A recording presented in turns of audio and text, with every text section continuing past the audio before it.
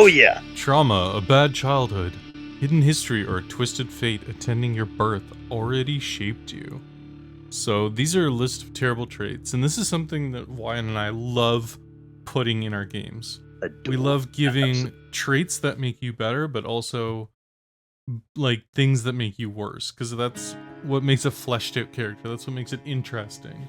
We're the type of people who like to play a one-armed character, or someone who's, partially blind, or there's something about them that makes them like not flawless. We don't want the perfect paragon of warrior. Mary Sue's can really ruin an experience very quick. That's the one that's the exact phrase I was looking for, and I was thinking Curly Sue, and I'm like, that's not the one. It's not accurate. Yeah, I'm just gonna omit that phrase and move on. Yeah. The swirly do, or the Joe Schmo kind of characters that are like, it's cool that your character is average. That's okay, and if you have one of these traits, it makes it cooler. If you're just perfection, great for you, honey. I'm so happy you haven't had any suffering. Well, that's in the same sense why I don't require my PCs to roll their characters in front of me and stuff like that. I'm like, if you want to cheat, go for it, man. Like, you're missing out. You're missing out on a really cool experience, which is not having a great character and having fun with it. So if you want to cheat and make your character awesome, if I think I might judge you a little, like if I suspect it, but ultimately, like, if that's what you want to do, that's fine. You're really cheating yourself. That's it. That's it. So, and same with these traits. Like, you can get them to roll it, or they can pick it. I choose them. Yeah. I think ultimately, like, this is maybe something I'd do after I picked my character. Because you can jump around, and once you've done it a couple times, you're gonna do things backwards, right? You're gonna pick your class first, and then pick your weapons, or do things like that. But once again, this book is laid out chaotically. Oh yeah, it's fucking wild. The game itself is not style over substance, but the construction of the book very much is style over substance. Like, all of this could be right out the gate and then go into the lore like most rules do. But this is like, no, you have to read through. It's like putting the credits at the beginning of a film. So you have to know who did it before you watch it, because no one sticks around for the credits. They want you to understand the world before they even tell you what the mechanics are. Exactly. And in some experiences that works. In this experience, it's just, I love it. So compact, and they have all these traumas, these things that, like, how often do you play as a character who is nihilistic, but also worried all the time? Yeah. Or prone to substance abuse, and is a lazy son of a bitch. Whereas some of them are ones that everybody has, for the most part, like problems with authority. It's like, if you're a chaotic neutral, that's just goes without saying. Egocentric, almost every single player character. But, like, shrewd, vindictive, bitter, suspicious, lazy. Cowardly is a great one too. Like, you don't get many cowardly adventurers, so it's cool to play as one. Someone who's out for themselves or out for a situation. Absolutely. Yeah, I'd like to play a cowardly, lazy adventurer. Just like, what am I even doing here? Okay, Tom Bombadil. Yeah, really. Yeah, Samwise Gamgee. Fucking filthy Frodo. Or, I guess, what the fuck was his name? Celebrimbor in the film, or Galadriel? Oh, sorry. Now we're going too far in the other direction. That's high fantasy. Yeah. And, on to the next page here, which is... bodies. Yeah. And bad habits. Oh my god. So this is a great way to, like, that's kind of like your character's personality. And this is a great way to flesh out kind of like what your character's physical attributes are. What the rest of the party sees. Which is great because it also pulls back into, this is a grim, dark world. People here aren't beautiful. Well, if they are beautiful, they're hauntingly beautiful. Yes. Unnervingly clean. Yeah. Like, yeah, exactly. They don't look great. Or if they do, they stare manic. They have a staring manic gaze. You know. One of my favorites is to play a heretical priest and then be covered in like blasphemous tattoos, fucking like satanic works up and down the fucking arms and face, like tattoos over the mouth and chin. It's like, just fucking go for it. Crushed ears. Yeah, so this is something that like I would never force anyone to roll, but I think it's like it's a cool way to flesh out a character or deflesh a character depending on what you roll, I suppose. You know, one is just one hand replaced with a rusting hook. So or one hand's a lobster finger. One hand lacks thumb and index finger, grips like a lobster. Yep. Yeah. Brutal. Chronic athlete's foot, you just stinks. You just foot smells the whole time. And then on the opposite page, we have just more kind of, you know, habits. You know, bad habits in this case. Very bad habits in some cases. Yeah. Once again, you're not seeing a whole lot of boons here. Oh, yeah. You know. My favorite of which is you whistle while trying to deny the whistle on a 5, 7, 9, 11, or 13 on a d20 when you try to hide. That's a good one. I always also liked you pick your nose so deep it bleeds. Bleeds. It's just fucking... Unable to get to the point. Man, I got that issue. Have never actually finished a story. Go ahead. Stress response is aesthetic, display. The worse things get, the fancier you need to be. Yeah. It's like everything is alright, and you're just wearing like a crown and a flowing robe. Just like... Do not worry, everything is fine. Oh my god, I fucking love it. Oh yeah, and then the one that might get a little cringy, but if done right is fun. You giggle insanely at the worst possible times. You stutter when lying is so good. I had a player who fucking there's so many good moments. I'm sorry.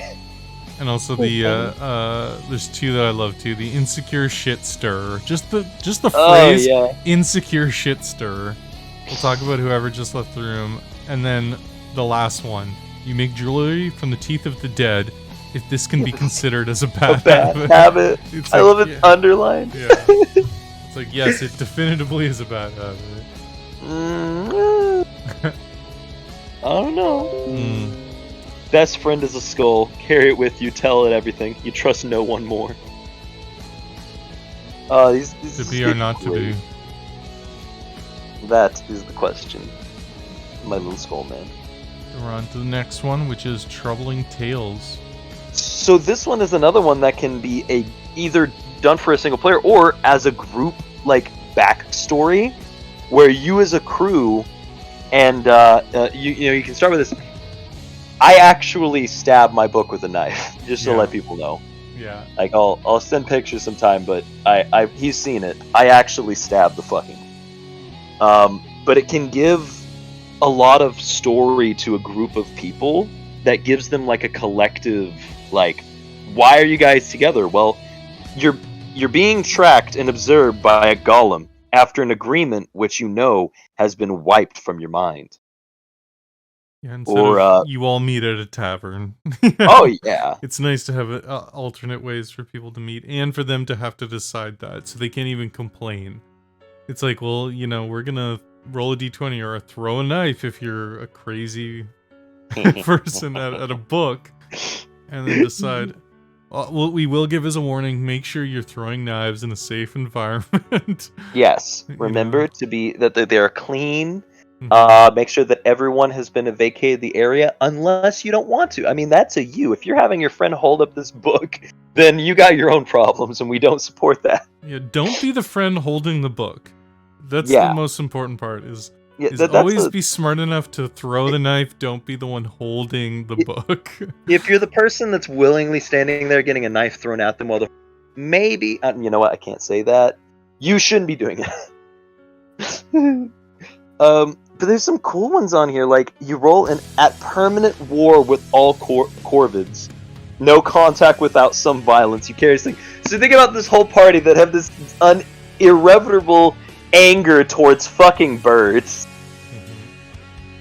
Or your flesh heals twice as fast, but your companion's twice as slow.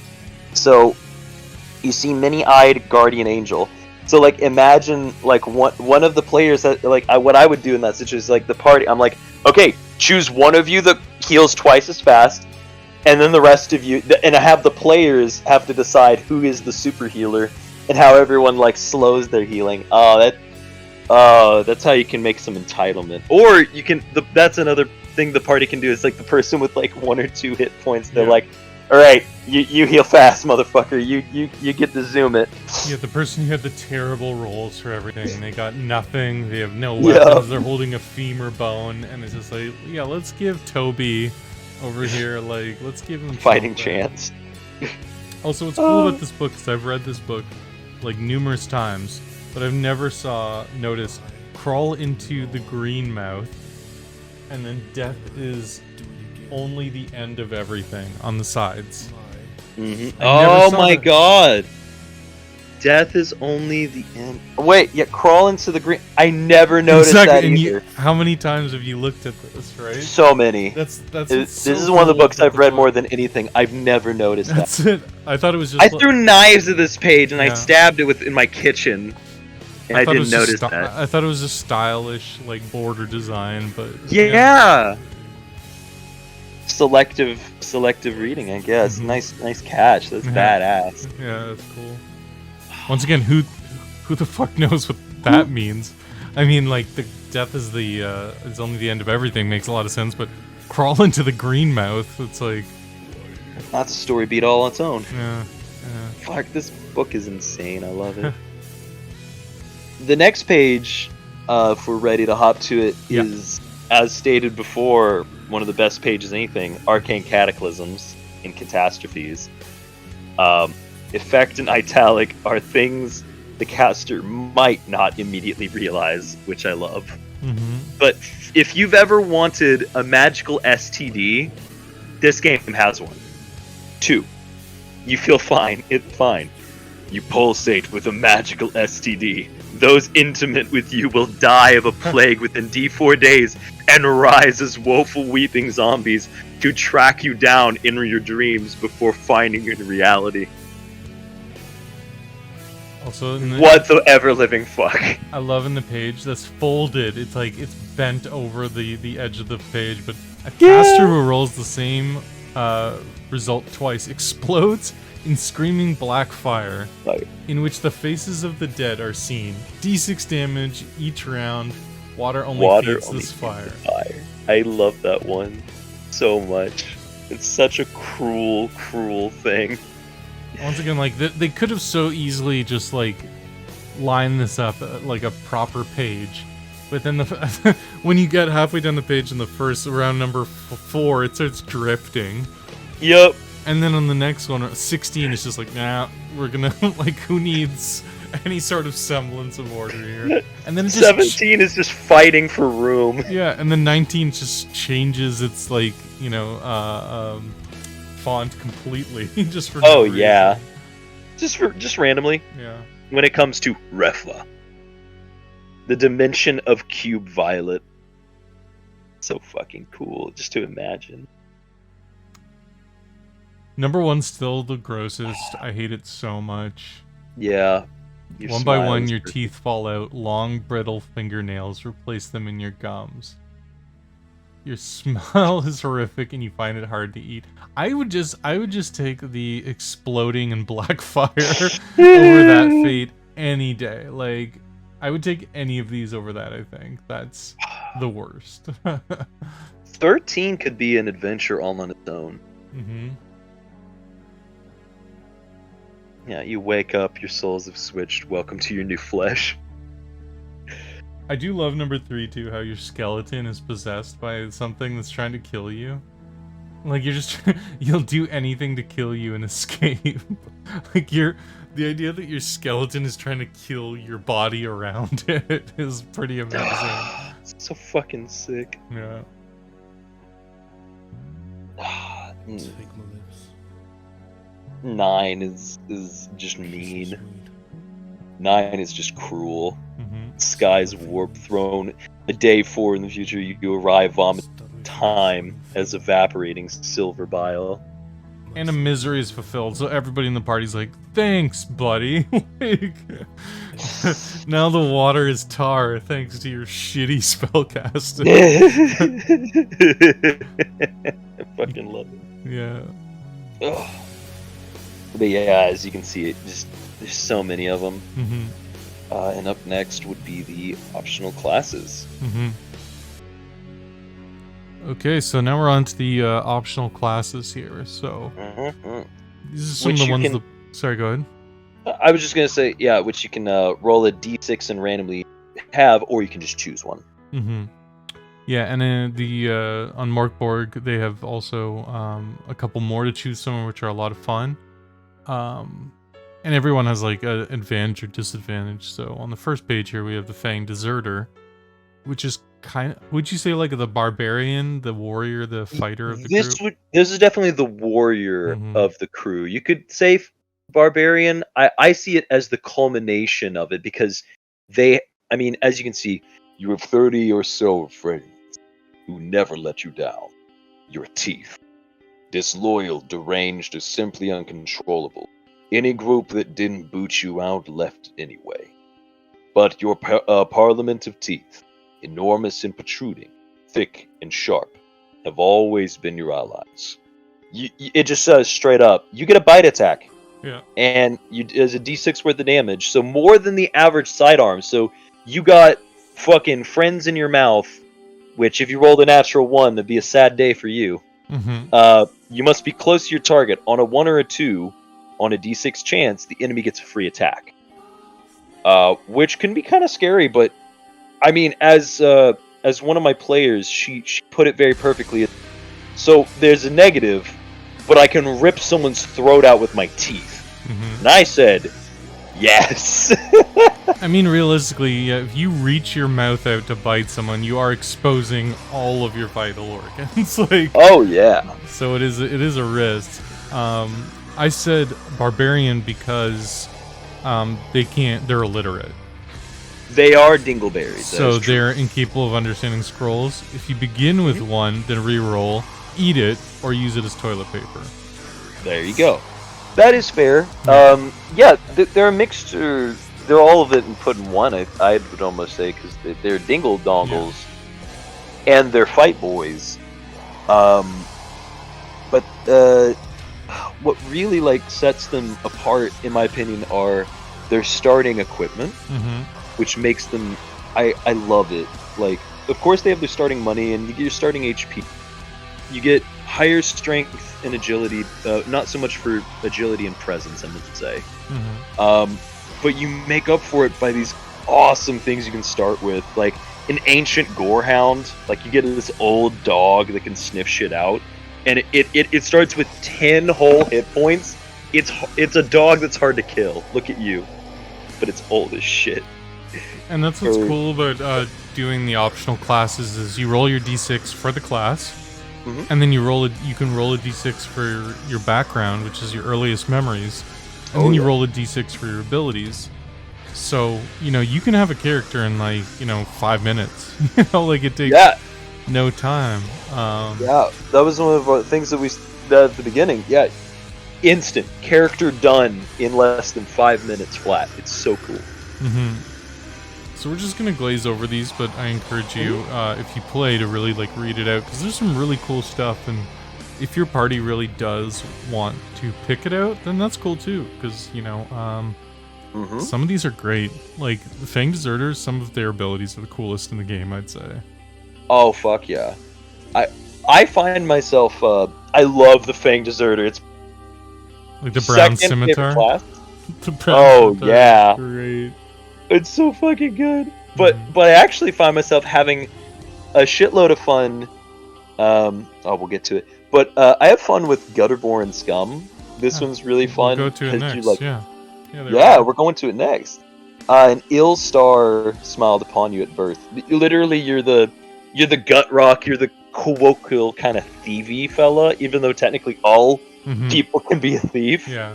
You're a little bit better. The reason why I love this one so much is, where was it? I think you literally, A Screedle stealth. Dumped onto a moving shit cart still in your birth call. Yeah. I'm like, oh my god, you're literally Guts. But what if Guts was thrown on a shit cart? Yeah. Truly unwanted. Yeah, and I just think how gross they are. They're just like disgusting. They have like it's Goblobber. like filthy fingersmith, abominable goblobber, which is just you have disgusting spit. And then a Screedle stealth. You're really good at sticking around, like sneaking around in muck and gross stuff.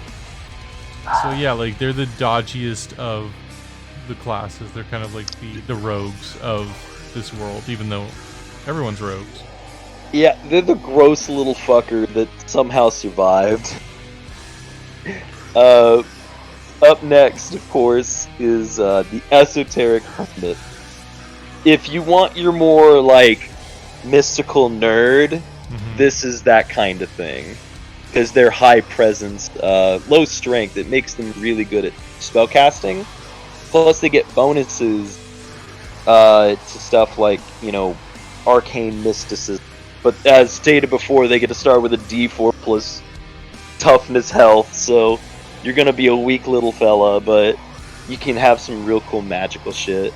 Yeah, this is your magical incel class where you just hang out in your cave and learn spells and jerking off in the mountains. Yeah. Very fun.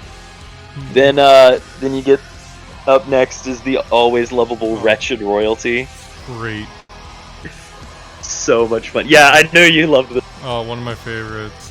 Oh yeah, because you're like just like so they really don't start with much. They don't get any crazy extra bonuses in the form of like, you know, they get some extra starting money and some HP, but they don't get any modifications to their class. Instead, they get like you get to roll twice on these badass little buddies that you can have.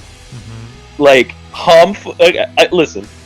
Multiple of my party members love Barbister. Barbister, the incredible horse, is hilarious. And he actually comes in clutch quite often. But Hoffman the Squire is the funniest shit I've ever seen. Ever. I fucking love Hoffman so much. Boy! Sword boy! Yeah. And that's why my favorite role. The fucking every time you swing, you roll a d6 on a 1, your squire is slain, and your epic badass sword Etika is gone forever. Yeah. Just like, what the fuck? Where is my squire? Oh, he's dead. Well, where's my oh, it's gone. Yeah, or the jester who's just practically useless, personally irritating, and emotional drain. It usually makes enemies lose their focus, so it's like it's really great for the enemies, but you just hate them. You know, you want him dead. I had a player who had Poltroon, and you just beat him. Like, it was really fucking, like, emotional. It's fucking terrifying how violent he was, Poltroon. He would just beat the shit out of him, but then he'd use his benefit, and I'm like, this guy's gonna run. He's like, where is he going? No one will accept him, he's worthless. I'm like, oh my god. The things, your background is just on the side of oh, yeah! There. Fucking great. I love it so much. And then we got... and then there's some world building thanks to it. Like King Fothman's ninth brother, Zygmunt, your father, was murdered. You know, so fucking.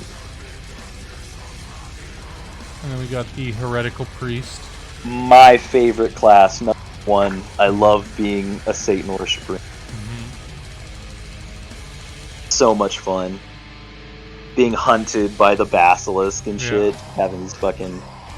I mean, you can start with so many omens and your HP with so much HP. Fucking, you're the best of both worlds and you're good at... You're basically a cleric. I was gonna say a cleric, yeah. You're a cleric if no one believed in your god. Exactly. But just like, I love the Jesus, wrong Jesus in backwards lettering, crucifix. God, it's so hard to read, even though I've read like 1,000 times. But they're just so fucking badass. I love these guys. And then once again, the fucking origin is just fucking dot lined in the corner. Like, oh, it's over here. So fucking delicious. And then the always lovable on the next page, the occult herb master, which is kind of a unique one. So unique. Because I mean, there's some like prestiges or backgrounds where they have like making potions and things, but that's all this is. This guy is essentially just like runs around with a sling and just has like cool potions. Oh yeah. Which makes it, I mean, albeit they're super powerful, so it ends up being like almost like spell casting in a way. Because you can, climb on walls and do cool stuff like that, but ultimately, yeah, you're just a dude with a bunch of potions. Fucking drug addict with a bunch of potions. Yeah. No, yeah. That's what makes them fun, is that you go around your laboratory, daily materials to create 2 random decoctions. If unused, they lose vitality. So yeah, you just get a permanent list right here, these D8 right here. Mm-hmm. You can just create 2 of them per day, and D4 doses. Because you're the potions guy. You're the potion seller. Yeah, you're here coming into battle. You're essentially the buffer and debuffer of the party. Oh yeah. Like, you poison your enemies and then you buff your friends. That's you're the healer. This class would be made really well if they got some scrolls and things like that, because then you could really absolutely be offensive. But for the most part, this is the definition of a support class. You are team support. Yeah, and I've done it, and I've played them, and they're a lot of fun. You just got to get into it. Know your role. Oh yeah, literally know your role. Haha. I hate you. Oh yeah, and I love for the backstory stuff on this one. They just were like, you know what? It's a D8. Our ability stuff is D. We're just doing D8. Probably raised in blank and may come from blank. I fucking. Yo, 1 to 3 is calm isolation in the Sarkash Forest, so almost all people are gonna be calm isolation, but also may come from. Oh yeah. And number 8 is the runes of the Shadow King's Manse. It's pretty cool. Thick with memories of mushrooms and smoke. That is a title I'd have on like my album, just like on the back of it. That's fucking metal as shit.